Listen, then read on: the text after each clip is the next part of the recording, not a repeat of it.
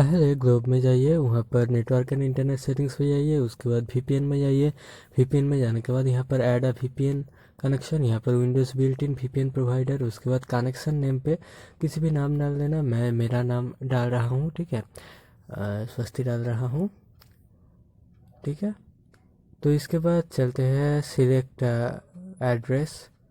तो यहाँ पर क्रोम में जाइए, क्रोम में वीपीएन बुक ऐसा सर्च कीजिए। वीपीएन बुक सर्च करने के बाद फ्री वीपीएन, यहाँ पर एड्रेस देखिए यूएसए का मैं लूँगा। तो यहाँ पर देखिए USA 1 VPN book, USA 2 VPN book, ऐसा बहुत सारे चीज़ है। तो कनाडा का भी है, तो मैं इसको कॉपी कर लूँगा। उसके बाद फिर बैक जाऊँगा। तो यहाँ पर free VPN, open VPN, free PPTP VPN और फ्री ओपन वीपीएन सब कुछ है। मैं पीपीटीपी सेलेक्ट किया, तो एड्रेस को पहले डाल दिया, ये वीपीएन टाइप पीपीटीपी, ठीक है, पीपीटीपी डाल दिया, point to point tunneling protocol, ठीक है। सिलेक्ट हाउ, मैं साइन इन कैसे करूँगा, यूज़र नेम और पासवर्ड से।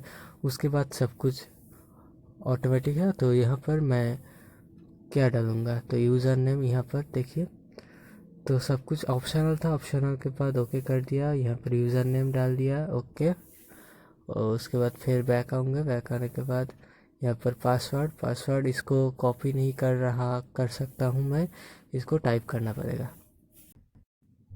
तो चलिए कुछ ही देर बाद मैं दिखाता हूँ। ये देखिए स्वस्ति कनेक्टेड है।